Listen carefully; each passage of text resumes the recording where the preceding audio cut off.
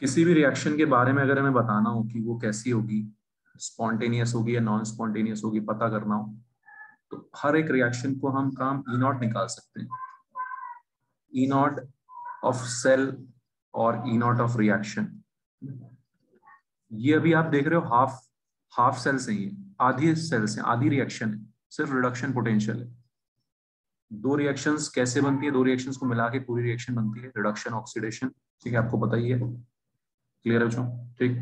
तो हम E not cell या ई नॉट रिएक्शन लिखते हैं E naught cathode minus anode, E naught cathode minus E naught anode. बात समझ आ रही है?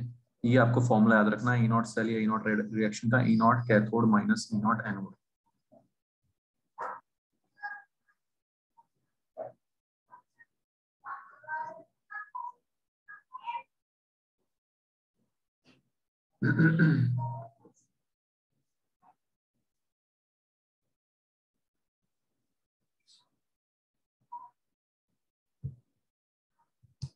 क्या है इस फॉर्मूले का मतलब? हमें अगर ओवरऑल रिएक्शन का निकालना हो तो हम E naught cathode minus E naught anode कर देते हैं। कैथोड क्या होता है? जहाँ पे रिडक्शन होता है, ये आपने पढ़ा है 10th क्लास में भी। जहाँ पे रिडक्शन होता है उसको बोलते हैं कैथोड, जहाँ पे ऑक्सीडेशन होता है उसको बोलते हैं एनोड। ठीक है, जहाँ ऑक्सीडेशन होता है उसको बोलते हैं एनोड, और जहाँ रिडक्शन होता है उसको बोलते हैं क्या? उसको कैथोड। अंडरस्टूड? तो मान लिया मेरे को एक रिएक्शन दे रखी है, फॉर एग्जाम्पल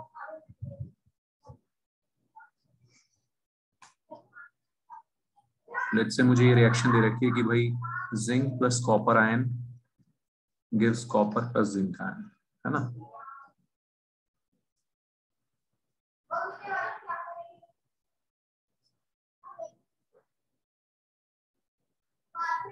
लेट्स से हमें ये रिएक्शन दे रखी है, इसका मुझे ई नॉट निकालना है। तो मैं क्या करूंगा? पहले कैथोड एनोड आइडेंटिफाई करूंगा। ठीक है, कैथोड एनोड आइडेंटिफाई करेंगे। जहां रिडक्शन हो रहा है उसको क्या बोलेंगे बच्चों? कैथोड। जहां ऑक्सीडेशन हो रहा है उसको क्या बोलेंगे? एनोड। समझ में आ रहा है? दिस इज द वे, आसान सा तरीका है। आइडेंटिफाई कर लिया कि ये हमारा कैथोड होगा, ये हमारा एनोड होगा। उसके बाद इस रिएक्शन का ई नॉट निकालने के लिए करना क्या है मेरे को? सिर्फ ई नॉट वैल्यूज चाहिए, कैथोड और एनोड दोनों की। ठीक है, कैथोड एनोड दोनों की ई नॉट वैल्यूज चाहिए, वो आपको क्वेश्चन में गिवन होंगी। रिडक्शन वैल्यूज चाहिए, कौन सी वैल्यूज चाहिए? सिर्फ रिडक्शन वैल्यूज। ये हमेशा ध्यान रखना है। तो आपको रिडक्शन वैल्यूज दे रखी होंगी कैथोड एनोड दोनों की, minus E naught of reaction आ जाएगा। तरीका समझ आ गया? सीधे क्या आ जाएगा? E naught of reaction. For example अगर मैं आपको देता हूँ कि भाई E naught of zinc ion to zinc है हमारा -0.76 volt, E naught of copper ion to copper है हमारा 0.34 वोल्ट। Any doubt? एनीवन? समझ आ रहा है जो कर क्या रहे हैं हम? ठीक है, श्रेया, वैभव, हमारी बात, गर्भ, अनुश्री, आर्यन। Yes sir. तो हमें रिएक्शन का ई नॉट निकालने के लिए क्या करना है? E naught cathode minus E naught anode करना है। बना जाएगा ना।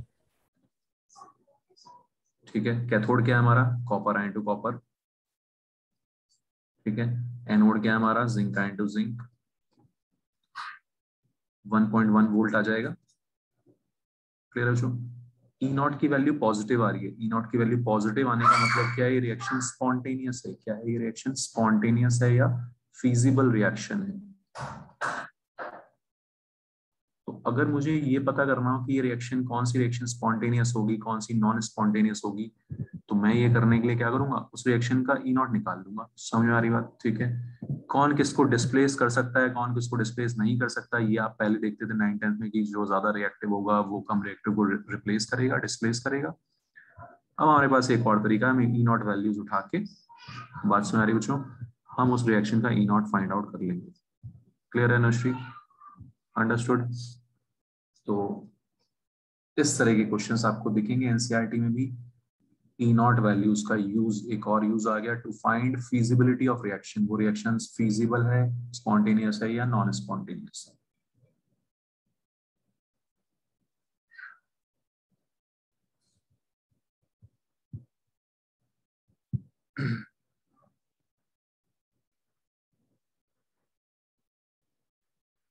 ठीक है, तो इस रिएक्शन का पता करो आप लोग एक बार। Ag ion plus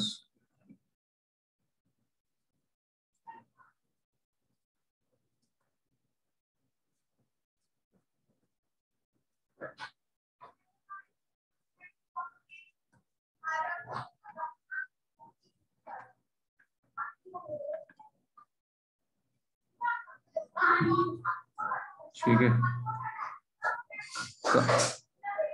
comment whether reaction is feasible or non feasible, reaction is spontaneous or non spontaneous.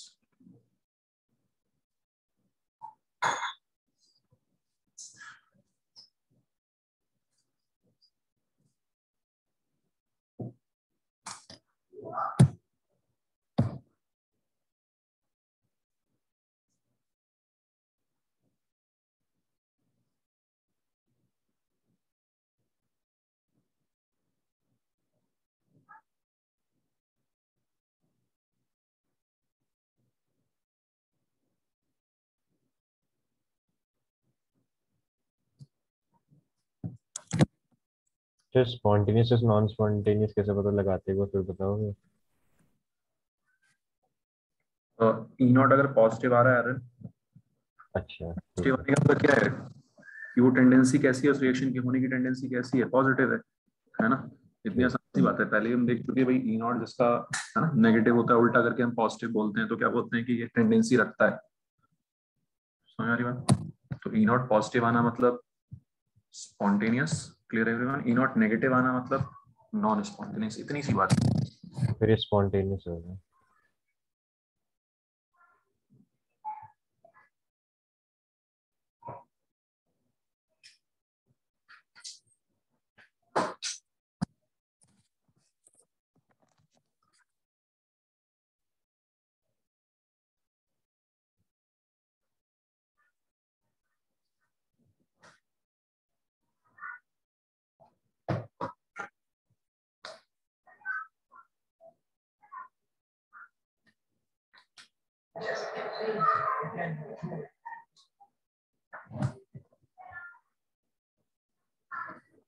सबने कर लिया चोरी, सबका आंसर आ गया। ई नॉट कितना है?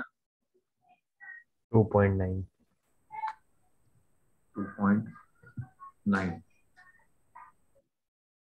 ठीक है, तो इसमें बस करना क्या हमने, कैथोड एनोड आइडेंटिफाई करना आपको आता है। रिडक्शन मतलब कैथोड, ठीक है। ये बच्चों 12th में भी आएगा ये टॉपिक डिटेल में, इलेक्ट्रोकेमिस्ट्री, है ना। तो वहां पर भी ये सब चीजें आएंगी। ऑक्सीडेशन मतलब एनोड।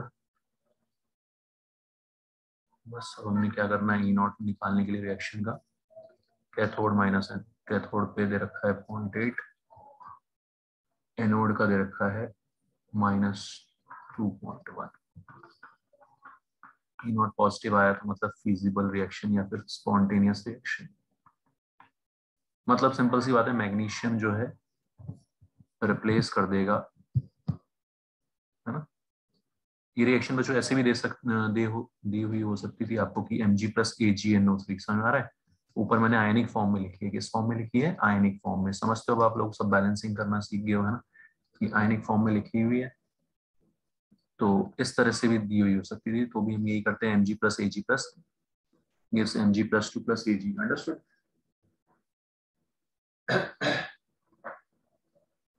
ठीक है ना। तो ये सारी चीजें होगी हमारी ई नॉट की, जो मैं 11th में बतानी चाहिए ई नॉट के बारे में। ई नॉट इज टेंडेंसी, रिएक्शन होने की टेंडेंसी, रिएक्शन होने की चाहत, ऑक्सीडाइज होने की टेंडेंसी, रिड्यूस होने की टेंडेंसी। ऑलराइट, एक मुझे बस ये इसमें लास्ट चीज जो डिस्कस करनी थी, डिस्प्रपोर्शनेट रिएक्शंस। बैलेंसिंग तो शायद हमने की है, लेकिन डिस्प्रपोर्शनेट रिएक्शन ऐसे मैंने नाम नहीं दिया कभी। तो 12th में इनऑर्गेनिक में याद करते हैं इन रिएक्शंस को, है ना, डायरेक्ट आती है पी ब्लॉक वगैरह में रिएक्शंस ये। डिस्प्रोपोर्शनेट का मतलब होता है क्लोरीन जो है बेसिक मीडियम में, क्लोरीन का हैलोजन नॉन मेटल्स काफी सारे डिस्प्रोपोर्शनेट रिएक्शन देते हैं। जैसे जब हम इसको कंसंट्रेट NaOH बेस में डालते हैं तो ये बनता है NaCl और NaClO3, ठीक है। तो हो क्या रहा है जो इसमें, क्लोरीन आपस में खेल रहे हैं, क्लोरीन के मॉलिक्यूल्स। यहाँ पे ऑक्सीडेशन स्टेट क्लोरीन का 0 है। आपने देखा कि भाई किस किस का ऑक्सीडेशन हो रहा है, किसका रिडक्शन हो रहा है, तो क्लोरीन का ही रिडक्शन हो रहा है 0 से -1 में, और क्लोरीन का ही ऑक्सीडेशन हो रहा है 0 से +5 में। समझ आ रहा है?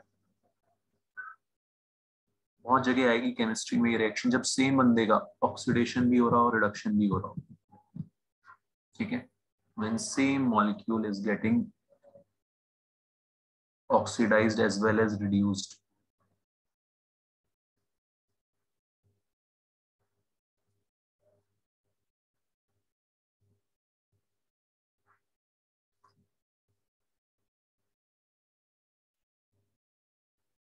Clear everyone?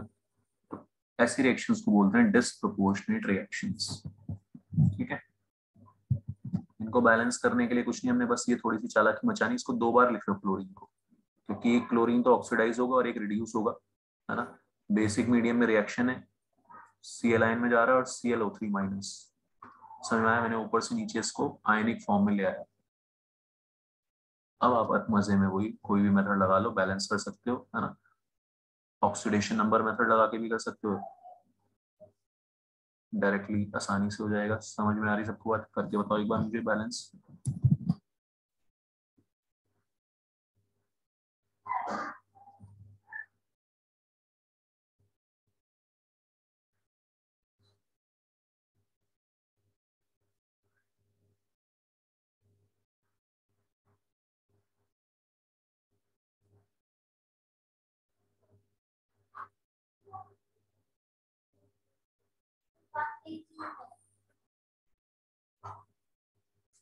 आपको कार का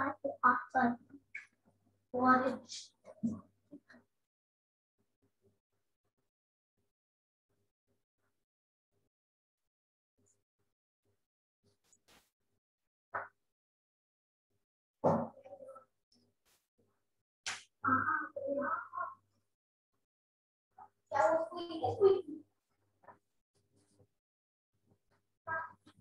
डन सर, ऊपर वाला 5 से मल्टीप्लाई होगा।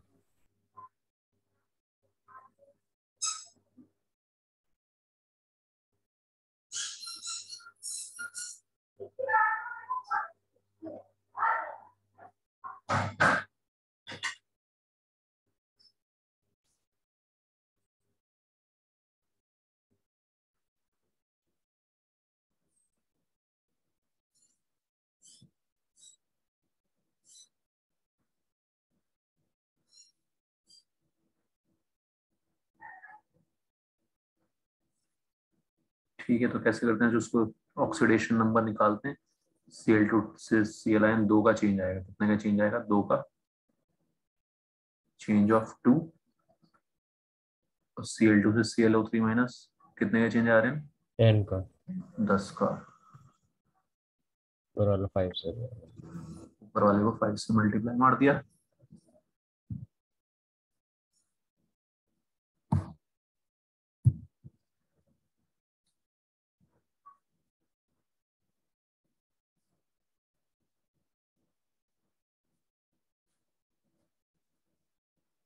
ठीक है, ऊपर वाले को 5 से मल्टीप्लाई मारेंगे, 5 क्लोरीन प्लस 1 क्लोरीन, 6 क्लोरीन आ गया ऐड होके, है ना।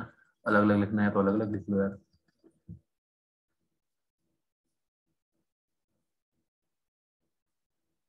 Understood everyone? 10 Cl ion plus 2 ClO minus.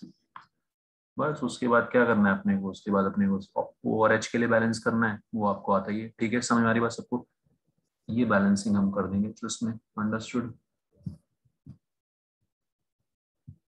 Alright, तो डिस्प्रोपोर्शनेट रिएक्शन का मतलब समझ आ गया आपको? करना क्या है, उसको बैलेंस करने के लिए 2 बार लिख लेना है बस एक चीज को, है ना, क्योंकि उसी का ऑक्सीडेशन हो रहा होगा, उसी का रिडक्शन।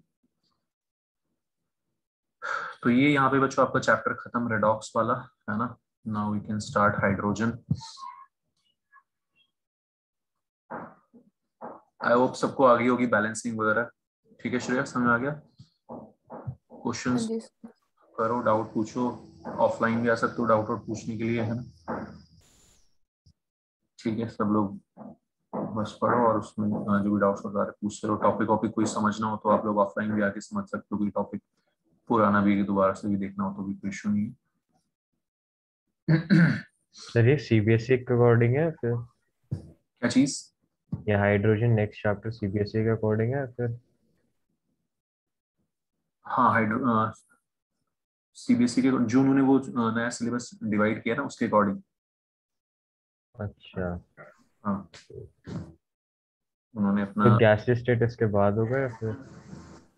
नहीं नहीं, इसके बाद वो गैसेस तो उन्होंने अगले उसमें डाल दिया ना, सीबीएसई ने अगले। अच्छा। हाँ, तो ये चीज है। तो अभी तो हमें ये करना पड़ेगा, उसके बाद फिर ऑर्गेनिक है वैसे तो, मतलब सीबीएसई के हिसाब से तो। ठीक है, बाकी और किसी के स्कूल में कोई और कुछ कोई टॉपिक वॉपिक तो नहीं आ रहा, बता दो भाई घर, किसी और के स्कूल में है ना कोई और टॉपिक तो नहीं है? No sir.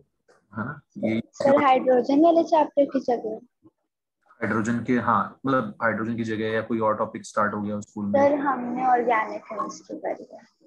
हाँ तो वो तो मैं इसके बाद करूंगा ना, बस ये छोटा सा है, ये तो अपना हाइड्रोजन तो छोटा सा चैप्टर है, इसके बाद हम फिर वही स्टार्ट करेंगे ऑर्गेनिक, उसमें टाइम लगता है, आराम से करेंगे उसको फिर। ठीक है, यस। ओके। सो हाइड्रोजन छोटा सा चैप्टर है, थ्योरेटिकल है ना, बहुत सारी चीजें इसमें आपको याद रखनी है बच्चों। ठीक है, तो दो तीन पॉइंट जो समझने वाले हैं वो यहाँ पे वो हैं। सबसे पहले मैं वही स्टार्ट करूंगा जो समझाने वाली चीजें मेरे लिए।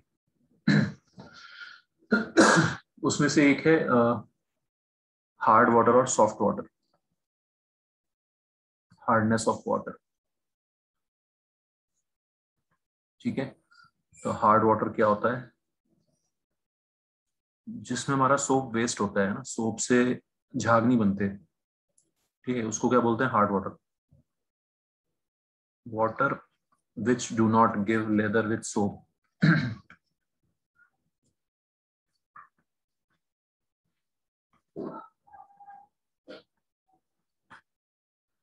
ठीक है, ऐसे वाटर को क्या बोलते हैं? Hard water. Hardness is due to, किस वजह से होती है हार्डनेस? ध्यान रखना है समझ के आपको। Hardness is due to dissolved salts of calcium and magnesium. Calcium और मैग्नीशियम आयन के डिसॉल्व्ड सॉल्ट्स की वजह से हार्डनेस होती है। जो सॉल्ट्स डिसॉल्व नहीं होंगे उनसे कोई पंगा नहीं है, उनसे कोई हार्डनेस नहीं है, क्योंकि उनको तो हम छलनी से छान देंगे, है ना, छान के अलग कर देंगे पानी को। ठीक है, उनसे कोई दिक्कत नहीं।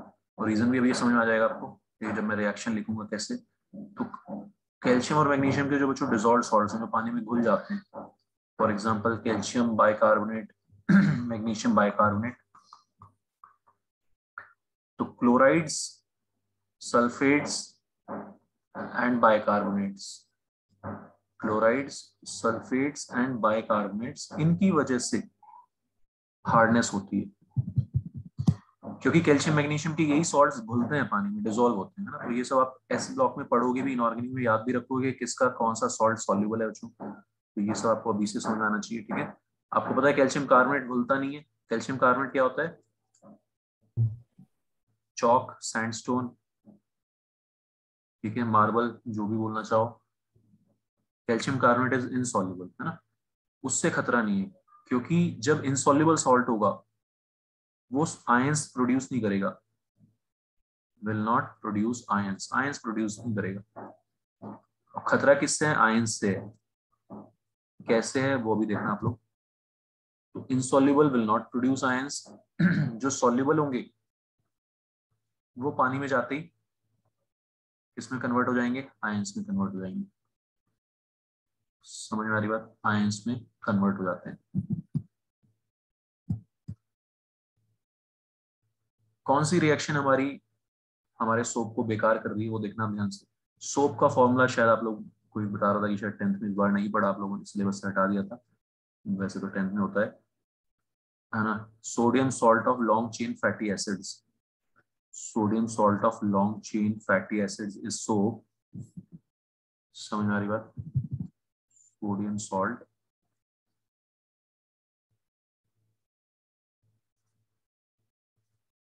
of long chain fatty acids is soap। तो फंडा ये है, जब इसमें कैल्शियम आयन जब मिलता है इसको, है ना, तो कैल्शियम के आपको याद रखना है, कैल्शियम मैग्नीशियम के कुछ सॉल्ट सॉल्युबल होते हैं, कुछ इनसॉल्युबल होते हैं, कुछ पानी में घुलते हैं, कुछ नहीं घुलते। जैसे ये सॉल्युबल है बाइकार्बोनेट, कार्बोनेट इनसॉल्युबल है। तो होता क्या है कि कैल्शियम आयन सॉल्युबल से आया और RCO माइनस के साथ मिलते ही उसने इनसॉल्युबल सॉल्ट बना दिया। क्या बना दिया? इनसॉल्युबल। इनसॉल्युबल बन गया मतलब प्रेसिपिटेट में कन्वर्ट हो गया। किसमें कन्वर्ट हो गया? प्रेसिपिटेट में। बताओ ये रिएक्शन समझ आई सबको? ध्यान से देख लो सब लोग। कैल्शियम प्रेसिपिटेट में हो गया ना कन्वर्ट। हाँ, कैल्शियम अपने साथ खुद तो हुआ ही, लेकिन अपने साथ किसको लेके डूबा? सोडियम को। अरे नालायक, अच्छा। तेरे को कैल्शियम के साथ है ना कार्बोक्सिलेट आयन है ना, ये सोप का फॉर्मूला। तो सोप हमारा बेकार हो गया, सोप हमारा बर्बाद हो गया, वेस्ट हो गया। समझ में आया? तो कैल्शियम तो इनसॉल्युबल हुआ ही हुआ, अपने साथ RCO माइनस को और ले गया। बात समझ आ रही बच्चों सबको? ठीक है वैभव? आर क्या होता है? अच्छा, R क्या होता है? ये यार ये ऑर्गेनिक होती है, एल्काइल ग्रुप्स। एल्काइल ग्रुप्स तो पढ़ा होगा 10th में भी। CH3 CH2 C2H5। हाँ पढ़ा था। इसको R से डिनोट करते हैं। ठीक है, जो एल्काइल ग्रुप्स को R से डिनोट करते हैं ऑर्गेनिक केमिस्ट्री में। तो RCO माइनस, तो एक कार्बोक्सिलिक एसिड आपने ग्रुप पढ़ा होगा, कार्बोक्सिलिक एसिड है ना, हम्म। OH ग्रुप होता है। उसका सोडियम सॉल्ट इज सोप, तो कैल्शियम आयन जो आए डिजॉल्व सॉल्ट से, उन्होंने हमारे सोप को वेस्ट कर दिया है ना, कम प्रेसिपिटेट बन गया और हमारा सोप वेस्ट हो गया। सोप वेस्ट हो गया तो फिर झाग नहीं बनेगा। समझ आ रही बात? इस रिएक्शन की वजह से झाग नहीं बनते। यहाँ तक क्लियर है बच्चों सबको? ठीक है, गर्व समझ आ रही बात? ओके है ना। तो ये रिएक्शन रिस्पॉन्सिबल है फॉर वेस्टेज ऑफ सोप। तो आपको ये समझ आएगा कि डिजॉल्व सॉल्ट्स क्यों खतरनाक है सोप के लिए, क्योंकि वहां से कैल्शियम आयन और मैग्नीशियम आयन आएंगे, उनके साथ सोप जो है प्रेसिपिटेट हो जाता है, उनके साथ मिलके सोप क्या हो जाता है? प्रेसिपिटेट। ऑलराइट एवरीवन, ठीक। पहली चीज याद रखनी है। और 6 सॉल्ट्स हैं, 3 याद रखो, chlorides, sulphates and bicarbonates of calcium and magnesium. Further hardness को हम 2 तरह से डिवाइड कर सकते हैं, temporary hardness and permanent hardness. एक होती है temporary hardness which can be removed by simple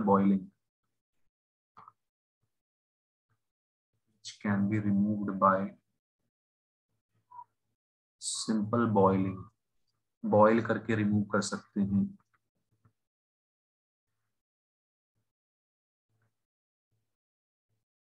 ठीक है, टेम्पररी हार्डनेस होती है बच्चों किसकी वजह से? सिर्फ बाइकार्बोनेट्स की वजह से। इसकी वजह से बाइकार्बोनेट्स की वजह से। ये सब गंदी गंदी चीजें आपको याद रखनी है। It is due to bicarbonates of calcium and magnesium.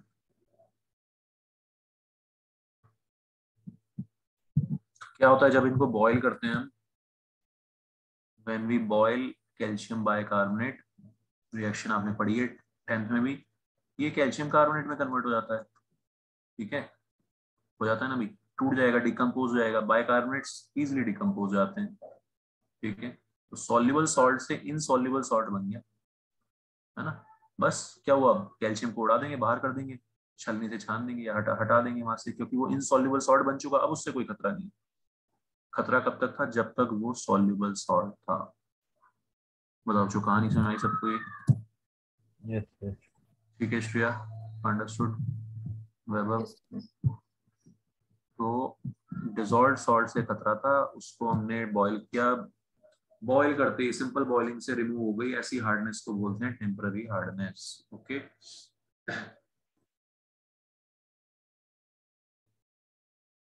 it is due to bicarbonates of calcium and magnesium. Methods to remove temporary hardness, एक तो हो गया सिंपल बॉइलिंग। ये सब पढ़ना है हमने कि कौन टेम्पररी हार्डनेस क्रिएट करता है, कौन परमानेंट हार्डनेस क्रिएट करता है, कैसे रिमूव कर सकते हैं।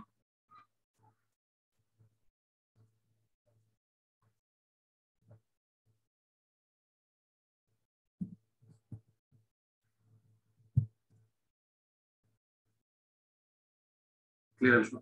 सिंपल बॉइलिंग पहला तरीका हो गया, सिंपल बॉइलिंग। दूसरा तरीका हो गया क्लार्क्स प्रोसेस, बोलते हैं इसको क्लार्क्स मेथड या क्लार्क्स प्रोसेस। क्लार्क का रिएजेंट है लाइम वाटर, लाइम वाटर से ट्रीट करता है Clark, lime water, lime water जानती हो, आपने पढ़ा है अपने 10th में। क्लियर बच्चों? तो जब हम लाइम वाटर से ट्रीट करेंगे तो क्या होगा, क्या रिएक्शन होगी, बताएगा कोई सोच के? ये रिएक्शंस आपको खुद से सोचनी है। CO2H2O तो बनेगा। क्या बनेगा? CO2 और H2O तो बनेगा, बाकी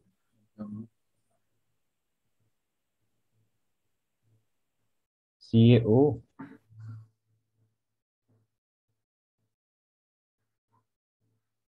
और कोई?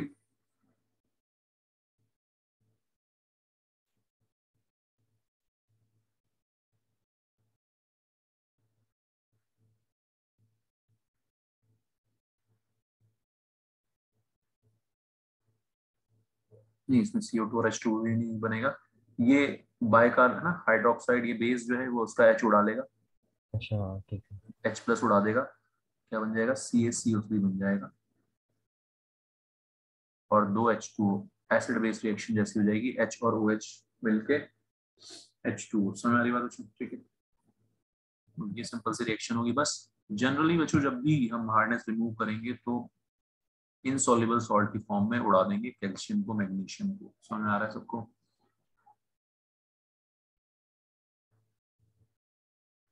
तो ये है Clarks process.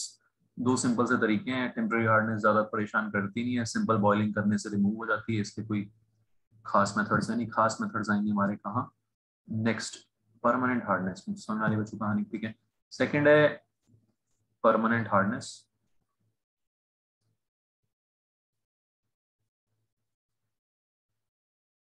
Hardness which cannot be removed by simple boiling.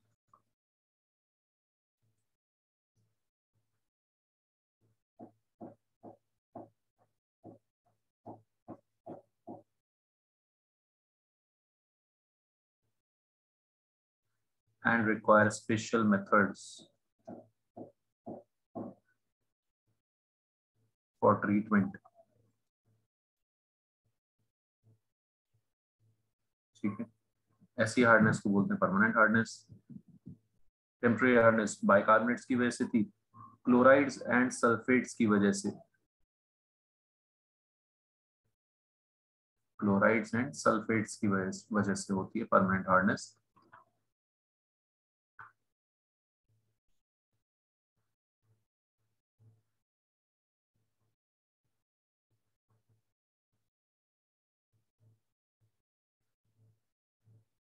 क्यों? क्योंकि इजिली डिकम्पोज नहीं होते। जैसे बाइकार्बोनेट सिंपल बॉइलिंग करने पे डिकम्पोज हो गया था, ये नहीं होते। ये होते हैं 200-300 डिग्री सेल्सियस पे जाके डिकम्पोज, है ना। तब तक तो हमारा पानी निपट लेगा, तब तक तो हमारा पानी वेपर्स में कन्वर्ट हो जाएगा, फिर क्या हार्ड और क्या सॉफ्ट, है ना। समझ आ रही बात उसमें? ठीक है, तो permanent hardness can not be remove by simple boiling.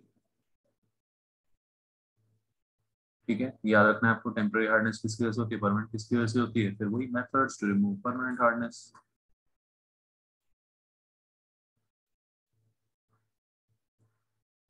ये सारी थ्योरेटिकल बातें में ध्यान रखनी है।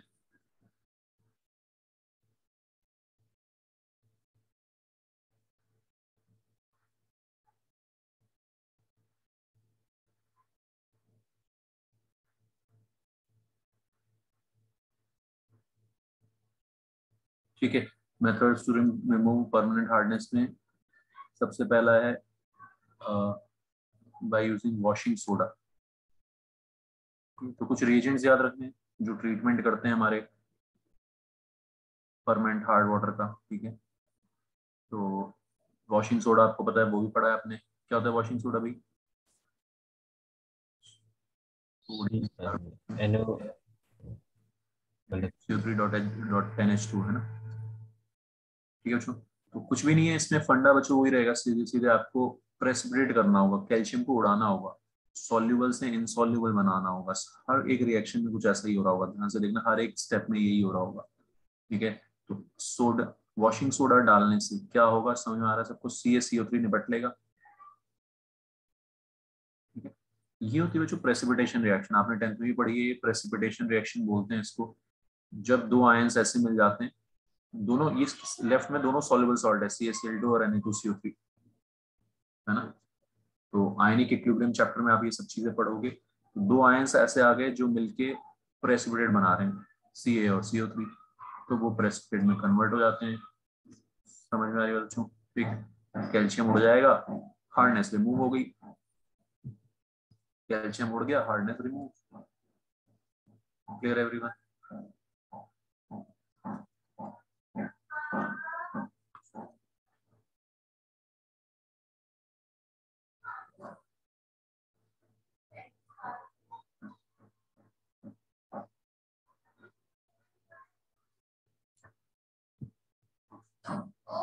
रिएक्शन लिखो, बैलेंस करो।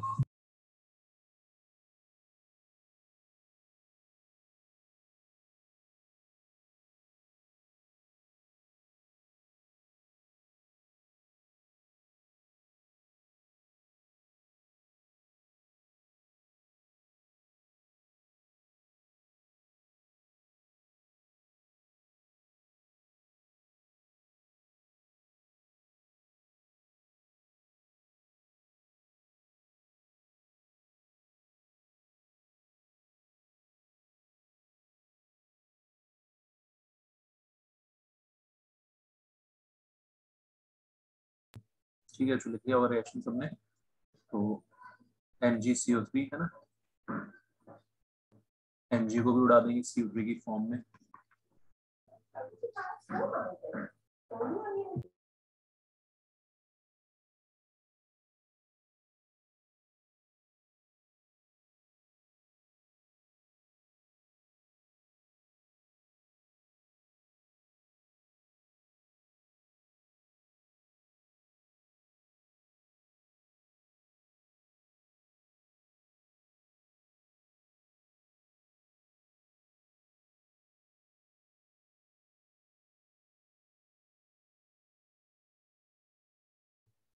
Clear everyone? ठीक है, समझ आएगा।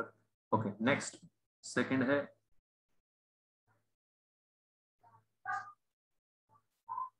कैलगॉन प्रोसेस। ठीक है, तो रिएजेंट का नाम, कमर्शियल नेम है कैलगॉन, कमर्शियल नेम है रिएजेंट का कैलगॉन। कहाँ से है? कैल्शियम गॉन, कैल्शियम गॉन का शॉर्ट फॉर्म है बच्चों। कैल्शियम को उड़ाना है, यही है हमारा टारगेट। केमिकल नेम है इसका सोडियम हेक्सामेटाफॉस्फेट, सोडियम हेक्सामेटाफॉस्फेट। याद करना है, नाम भी फॉर्मूला भी।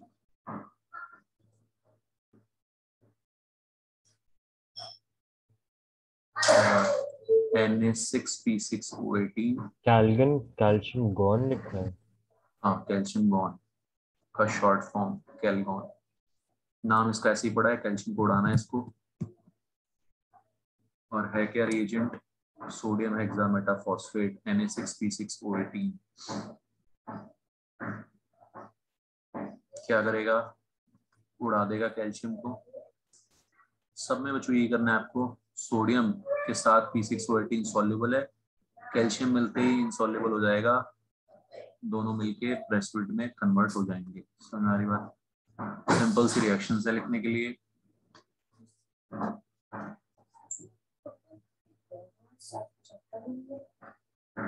Clear everyone? क्या बैलेंस होके क्या बनेगी? Na2SO4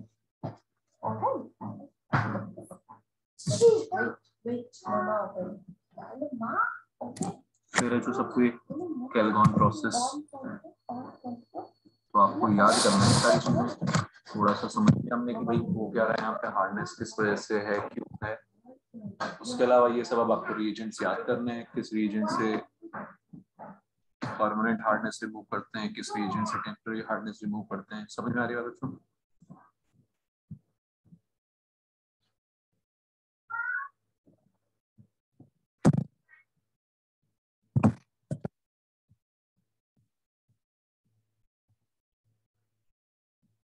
नेक्स्ट है थर्ड है आयन एक्सचेंज मेथड बोलते हैं वैसे इसको, बट सब में ही आयन एक्सचेंज हो रहा है, वैसे तो सभी में आयन एक्सचेंज हो रहा है ना, समझ आ रहा है सबको। आयन एक्सचेंज में क्या यूज करते हैं, परम्यूटेट और जियोलाइट।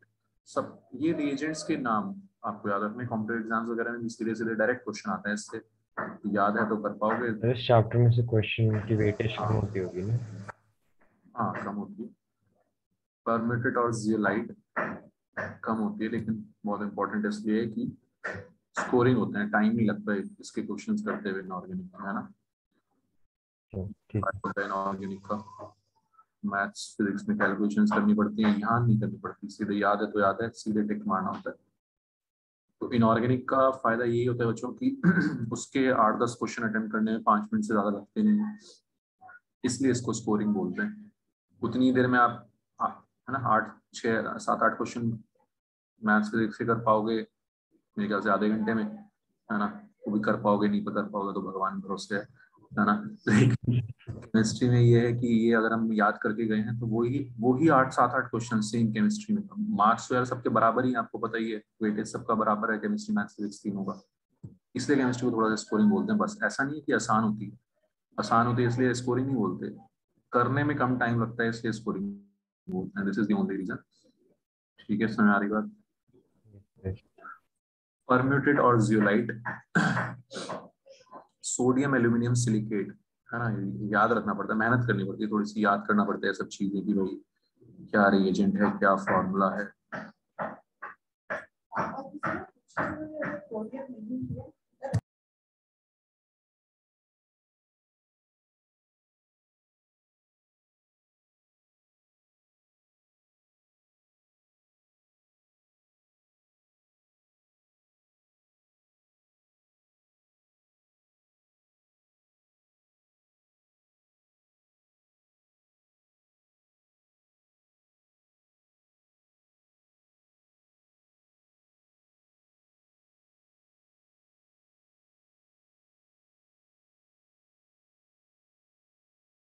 ठीक है, तो सोडियम एल्यूमिनियम सिलिकेट, रिएक्शन लिखना तो वही है, वैसे लिखेंगे रिएक्शन तो हम इसको मजे में आयन एक्सचेंज करा दो।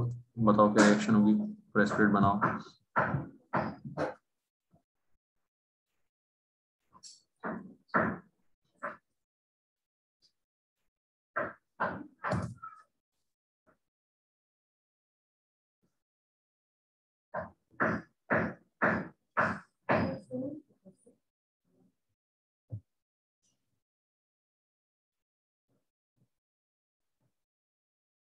कैल्शियम सिलिकॉन और ऑक्सीजन एक साथ आएंगे क्या? हम्म, कैल्शियम सिलिकॉन और ऑक्सीजन एक साथ आएंगे क्या? यार थोड़ा सोचा करो यार, ऐसे ना एकदम से हथियार मत डाल दो तो भाई। एन को ही तो रिप्लेस करेगा ना बस, कैल्शियम किसको रिप्लेस करेगा, है एन को रिप्लेस, हाँ, बस इतना सोचना है तुमने, है ना। AlSiO4 एक साथ रहेगा मतलब, आ रही बात में बोलेंगे क्या पूरे केमिकल के साथ? क्या, उस केमिक मतलब पूरे सब्सटेंस का नाम क्या होगा फिर? कौन से सब्सटेंस का, जो CaAlSiO4 बनेगा। कैल्शियम एल्यूमिनियम सिलिकेट, क्या बड़ी बात है जी, सोडियम को एल्यूमिनियम कैल्शियम से तो रिप्लेस मारना है यार, इतना नहीं सोच सकता, अरे ना। नहीं, मुझे लगा कि एग्जिस्ट ही नहीं करता ऐसा केमिकल इसलिए। तुझे यार ये लगने की क्या बात होती है, लगा क्या होता है, कैसे लगा तेरे को, सपना है, देखा आ रही नहीं है क्या, था। कैसे लगा तेरे को, है Na+ भाई, चार्ज भी ऐसे ही होगा, Na पे +1 चार्ज है, AlSiO4 तो -1 चार्ज होगा यार, है ना। एग्जिस्ट नहीं करता, अभी कुछ देखा ही नहीं तुमने अभी तो, है ना, अभी तो बहुत कुछ देखोगे, ऐसे सोच के बैठ जाओगे एग्जिस्ट नहीं करता तो फिर तो हो गया काम। हमने सिर्फ सब में वही करना है जो ऊपर से करते हुए आ रहे हैं, सोडियम की जगह कैल्शियम, ठीक है, यस सर। ये हमारा प्रेसिपिटेट। ठीक है, तो जियोलाइट, Z फॉर जियोलाइट, इस तरह से शॉर्ट फॉर्म भी कई बार कई जगह लिखी होती है, NaZ लिख देते हैं शॉर्ट फॉर्म लगा के। ठीक है, तो हमें बस रिएजेंट्स याद होने चाहिए कि ये सब रिएजेंट्स हैं जिनसे हम परमानेंट हार्डनेस रिमूव कर सकते हैं। ऑलराइट एवरीवन, और लास्ट है बच्चों रेजेंस एक्सचेंज मेथड, ये आजकल यूज होता है, नया है मॉडर्न तरीका। इसमें दोनों तरफ है ना, अभी तक हम देख रहे थे कि कैल्शियम को उड़ा रहे हैं सिर्फ, इसमें दोनों कैटायन एनायन दोनों को उड़ाते हैं। कैटायन एक्सचेंज रेजन्स होते हैं कुछ, और कुछ होते हैं एनायन एक्सचेंज रेजन्स। ठीक है, कुछ होते हैं कैटायन एक्सचेंज रेजन्स और कुछ होते हैं एनायन एक्सचेंज रेजन्स। दोनों को हम हटाते हैं। कैल्शियम क्लोराइड में से कैल्शियम को भी हटाएंगे, Cl को भी हटाएंगे। समझ में आ रही बात? ठीक, तो रेजन्स हमारे वही फिर से है ना, ऑर्गेनिक हाई मोलर मास वाले कुछ ऑर्गेनिक कंपाउंड होते हैं कंटेनिंग एसिडिक और बेसिक ग्रुप। ठीक है, जैसे कि कैटायन एक्सचेंज होगा H+ से, किससे होगा? H+ से एक्सचेंज होगा। R फॉर रेजिन, R में रेजिन के लिए पूरा R, पूरा लंबा सा फॉर्मूला होता है रेजिन का। एसिडिक रेजिन होगा, कैल्शियम आयन को वो रिप्लेस कर देगा।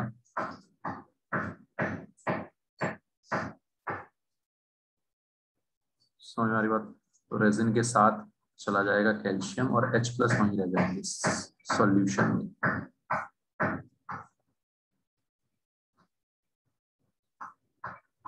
एनायन एक्सचेंज रेजिन, एक बार वापस बताना। Cation exchange resin, resins R for resin है ना।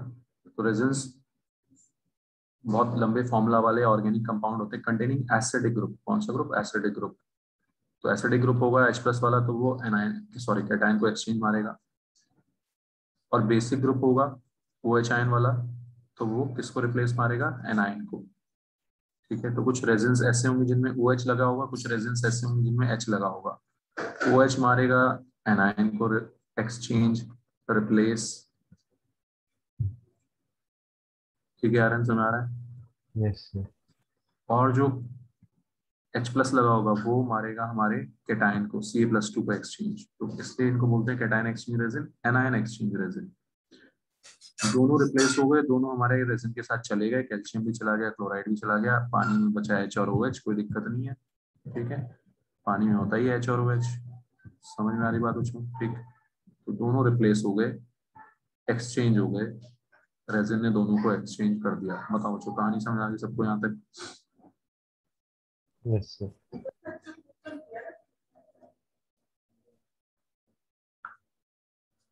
ठीक है बच्चों, तो ये आज हमने किया hard water soft water hardness. ठीक है, तो क्या क्या होती है, किस किस वजह से होती है, कैसे इनको रिमूव करते हैं। ठीक है बच्चों, तो हम इसको करते हैं नेक्स्ट क्लास में कंटिन्यू। आज बड़े सारे बच्चे एब्सेंट हैं। ठीक है, तो मैं आज इसका हार्डनेस का न्यूमेरिकल नहीं बता रहा, हार्डनेस को कैसे हम कैलकुलेट करते हैं वो हम नेक्स्ट क्लास में देखेंगे। तो आप कोशिश करके ये याद कर लेना। ठीक है, और इस पे मैं अभी हाथ के हाथ कुछ क्वेश्चन भेज रहा हूँ ग्रुप पे, वो अटेम्प्ट कर लेना। ओके एवरीवन, ठीक है बच्चों, thank you sir. Okay bye.